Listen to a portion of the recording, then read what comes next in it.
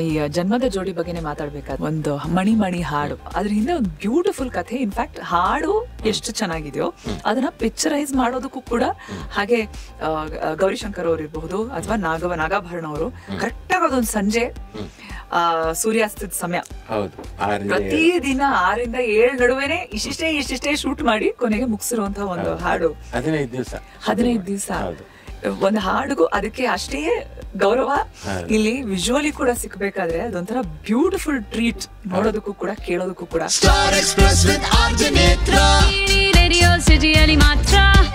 ಏನ್ ಯೋಚನೆ ಮಾಡ್ತಿದ್ದೀರಾ? ಬೇಗ ಬೇಗ ಬೆಲ್ ಐಕನ್ ಕ್ಲಿಕ್ ಮಾಡಿ.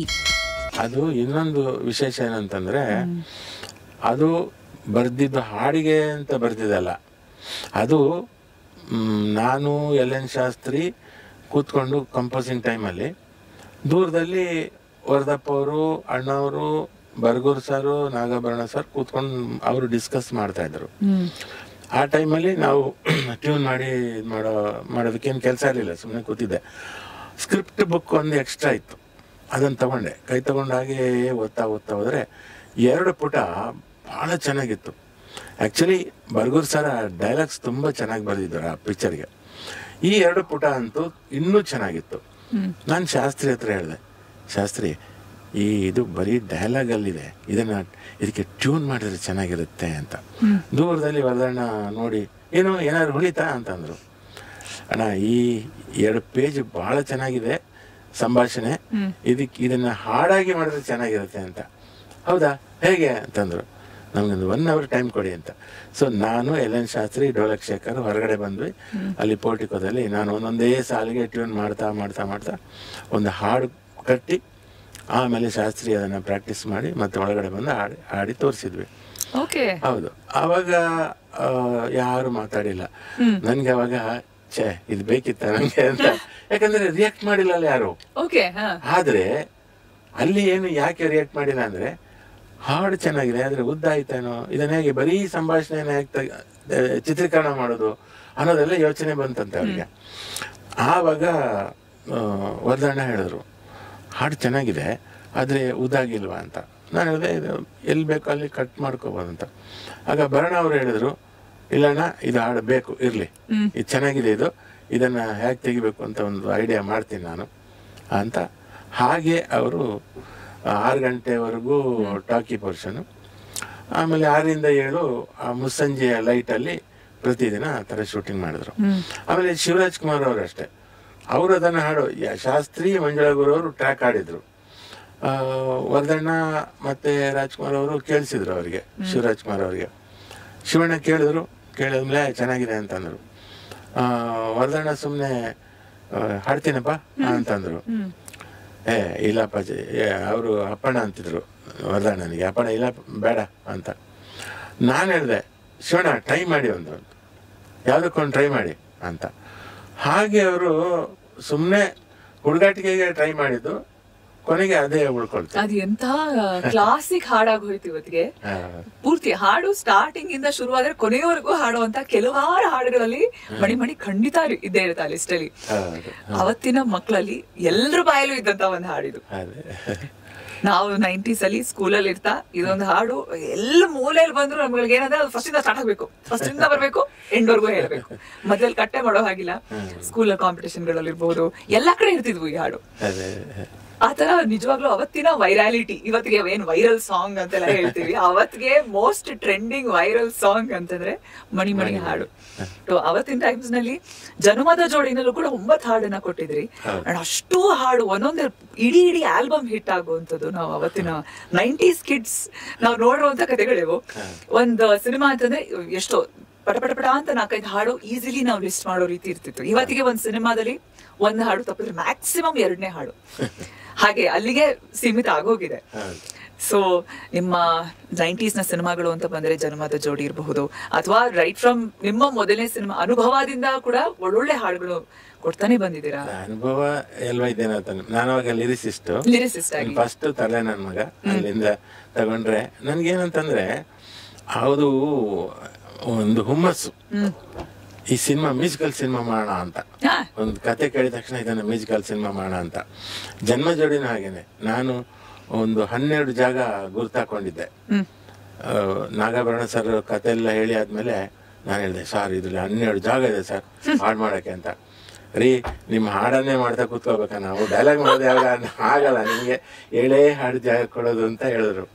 ಆಮೇಲೆ ಡಿಸ್ಕಷನ್ ಅಲ್ಲಿ 9. ಹಾಗೆ ರಂಗೋಲಿನೂ ಹಾಗೇನೆ ಪಿ ಎಚ್ ವಿಶ್ವನಾಥ್ ಅವರೊಂದು 6 ಹಾಡಕ್ಕೆ ಇದು ಮಾಡಿದ್ರು.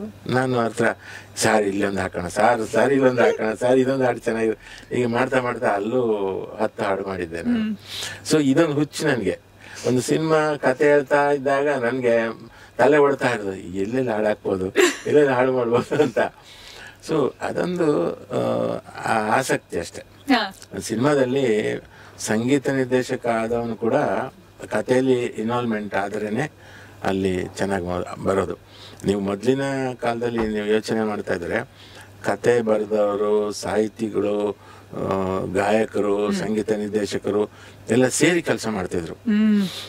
ಒಂದು ಮ್ಯೂಸಿಕ್ ಕಂಪೋಸಿಂಗ್ ಅಂತಂದ್ರೆ ಅಲ್ಲಿ ಗಾಯಕರು ಇರ್ಬೇಕಾಗಿತ್ತು, ಆಮೇಲೆ ರೈಟರ್ಸ್ ಇರ್ಬೇಕಾಗಿತ್ತು.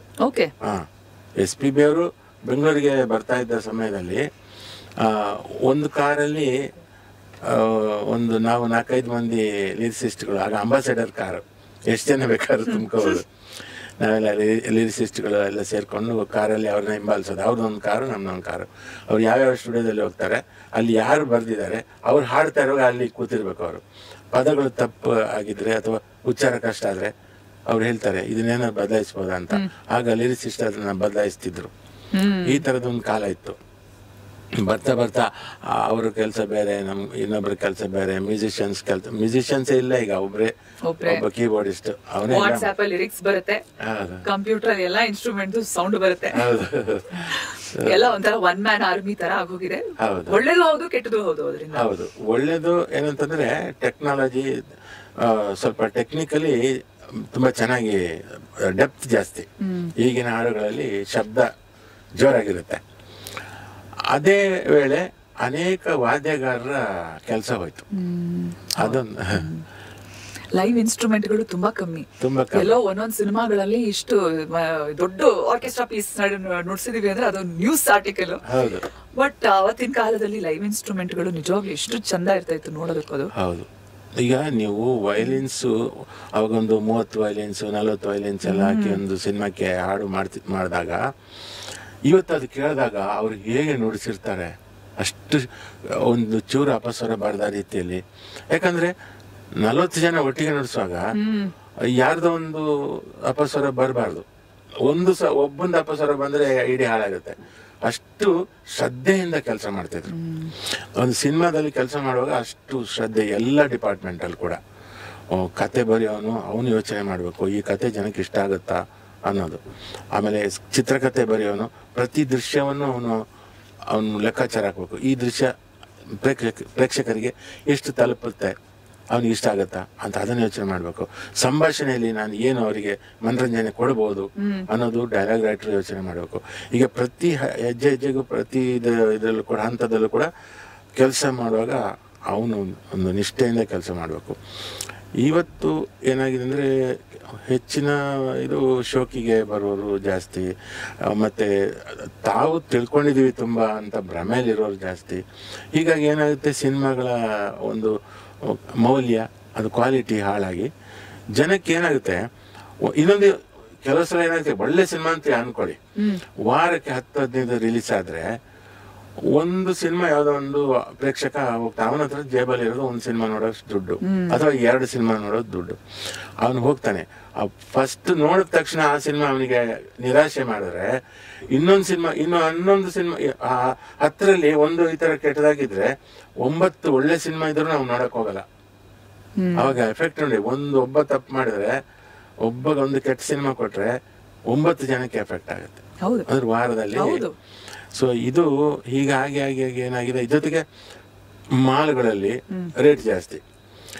ಇಲ್ಲಿ ಎಲ್ಲಿ ತಪ್ಪಾಗಿದೆ, ಸಿಂಗಲ್ ಥಿಯೇಟರ್ ಅನ್ನೋದಿದೆಯಲ್ಲ, ಸಿಂಗಲ್ ಥಿಯೇಟರ್ಗೆ ಜನ ಬರಲ್ಲ ಅಂತ. ಯಾಕೆ ಬರಲ್ಲ?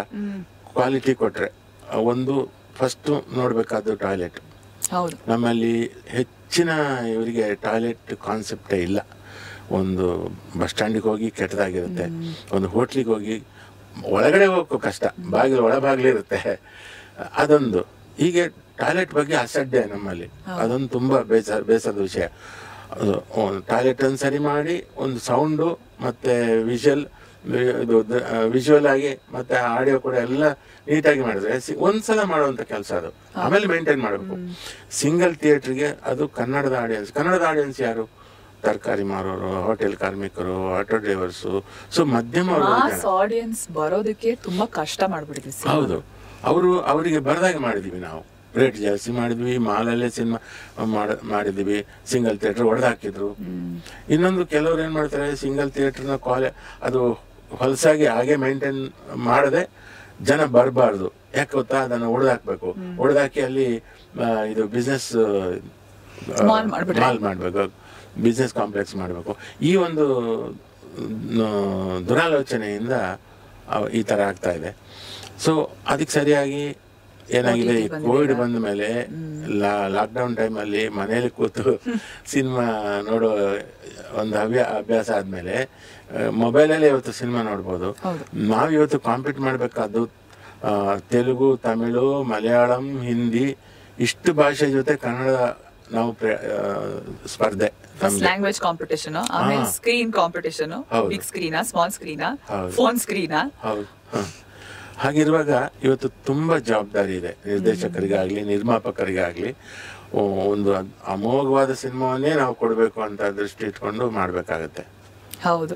ಸೊ ನಿಮ್ ಸಿನಿಮಾಗಳದ್ದೇ ಕಥೆಗಳು ಹಾಗೆ ಅದ್ರ ಹಿಂದೆ ಇರುವಂತಹ ಕೆಲವೊಂದು ಒಳ್ಳೊಳ್ಳೆ ಸ್ಟೋರೀಸ್. ಈಗ ಅಷ್ಟೇ ನಾವು ಮಾತಾಡ್ತಿದ್ವಿ ಡಾಕ್ಟರ್ ರಾಜ್ಕುಮಾರ್ ಅವ್ರ ಕಥೆ ನೀವು ಭೇಟಿ ಆಗ್ತಿದ್ದಂತಹ ಸಂದರ್ಭಗಳಲ್ಲಿ ನಿಜವಾಗ್ಲೂ ಇವತ್ತಿಗೂ ಕೂಡ ನೆನಪು ಮಾಡ್ಕೊಳ್ಳುವಂತಹ ವಿಚಾರ ಅಂದ್ರೆ ಎಷ್ಟು ವರ್ಷಗಳಾಗಿದೆ, ಎಷ್ಟು ವರ್ಷಗಳು ಕಳೆದಿವೆ, ಆದ್ರೂ ಕೂಡ ಜ್ಞಾಪಿಸ್ಕೊಳ್ತೀರಾ. ಕೆಲವೊಂದು ಆತರ ಅವತ್ತಿನ ಕಾಲಮಾನದಲ್ಲಿ ಇದ್ದಂತಹ ಕೆಲವಾರು ವ್ಯಕ್ತಿತ್ವಗಳು ನಮ್ಮ ಕನ್ನಡ ಸಿನಿಮಾ ಇಂಡಸ್ಟ್ರಿನಲ್ಲಿ ಯಾವುದೇ ಟೆಕ್ನಾಲಜಿ ಇಲ್ಲದೆ ಅಷ್ಟ್ರ ಮಟ್ಟಿಗೆ ಕ್ರಿಯೇಟಿವಿಟಿ ಇರ್ತಿತ್ತು, ಅಷ್ಟ್ರ ಮಟ್ಟಿಗೆ ಜನ ಒಳ್ಳೊಳ್ಳೆ ಸಿನಿಮಾಗಳು, ವೆರಿ ಸೋಲ್ಫುಲ್ ಸಿನಿಮಾಗಳು, ಹಾಡಾಗಿದ್ರು ಇರಬಹುದು, ಕಥೆಗಳಿರ್ಬಹುದು, ಏನೋ ಒಂಥರ ಖುಷಿ ಸಿಗೋದು ಸಿನಿಮಾ ನೋಡ್ಬೇಕಾದ್ರೆ. ಇವತ್ತಿಗೂ ಕೂಡ ಟಿವಿಯಲ್ಲಿ ಬರ್ತಿದೆ ಅಂದ್ರೆ ಅದರ ಖುಷಿನೇ ಬೇರೆ ಆಕ್ಚುಲಿ.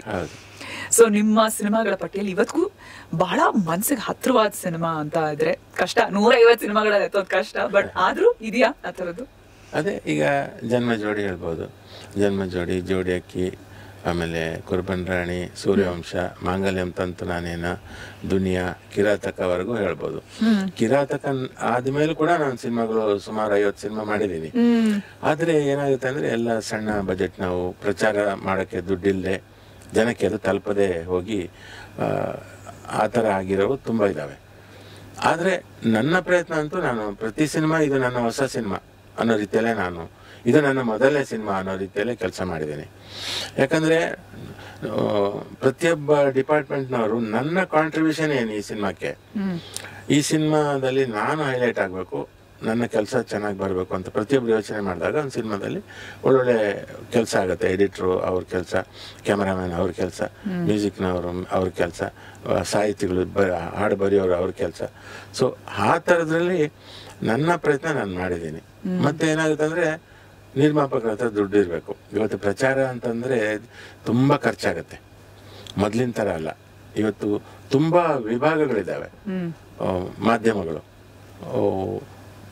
ಉದಾಹರಣೆಗೆ ಇದೆ, ರೇಡಿಯೋ ಇರ್ಬೋದು, FM ಇರ್ಬೋದು, ಆಮೇಲೆ ಯೂಟ್ಯೂಬ್ ಅಲ್ಲಿ ತುಂಬ ಚಾನಲ್ಸ್ ಇರ್ತವೆ, ಆಮೇಲೆ ಪತ್ರಿಕೆಗಳು ತುಂಬ ಇದ್ದಾವೆ, ಆಮೇಲೆ ಚಾನಲ್ಸು ತುಂಬ ಇರ್ತವೆ.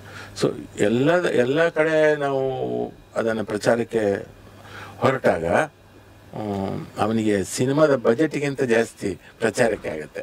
ಹೌದು, ಆಲ್ಮೋಸ್ಟ್ ನಿಜ ನೀವು ಹೇಳಿದ್ದು. ಒಂದು ಆಕ್ಚುಲಿ ಪ್ರಚಾರಕ್ಕೆ ಇವಾಗ ಅಷ್ಟು ದುಡ್ಡು ಬೇಕು.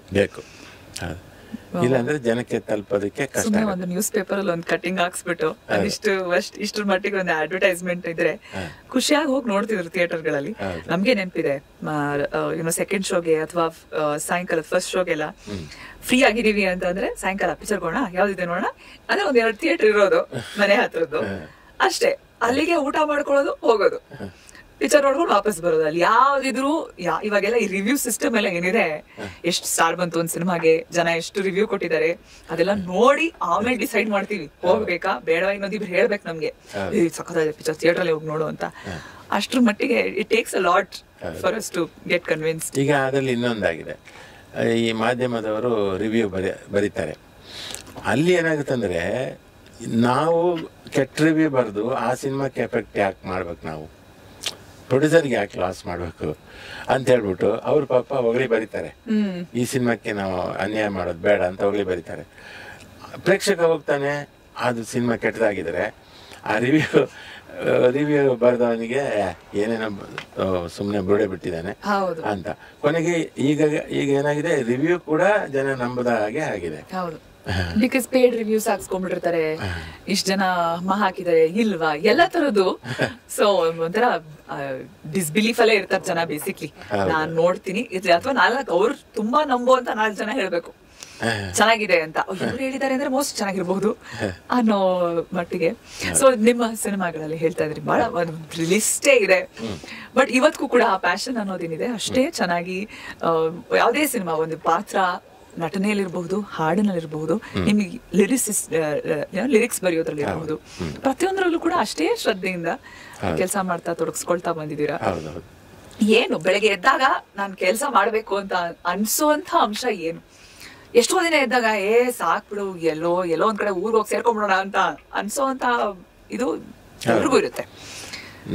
ನನ್ಗೆ ಆಶ್ಚರ್ಯ ಆಗುತ್ತೆ, ನನ್ನ ಕೆಲಸಗಳೆಲ್ಲ ನಾನು ಮಾಡಬೇಕಾಗಿದ್ದ ಕೆಲಸ ಪೆಂಡಿಂಗ್ ಬರ್ದಿಟ್ಟಿರ್ತೀನಿ. ಇದು ಮಾಡಬೇಕು ಅದು ಮಾಡಬೇಕು ಅಂತೆಲ್ಲ ಲಿಸ್ಟ್ ಹಾಕಿರ್ತೀನಿ. ಅದೆಲ್ಲ 1-2-3 ವರ್ಷದಿಂದ ಮಾಡಕ್ಕೆ ಆಗ್ತಾ ಇಲ್ಲ. ನಾನು ಬೇರೆಯವ್ರ ಕೆಲಸನೇ ಮಾಡ್ತಾ ಇದ್ದೀನಿ.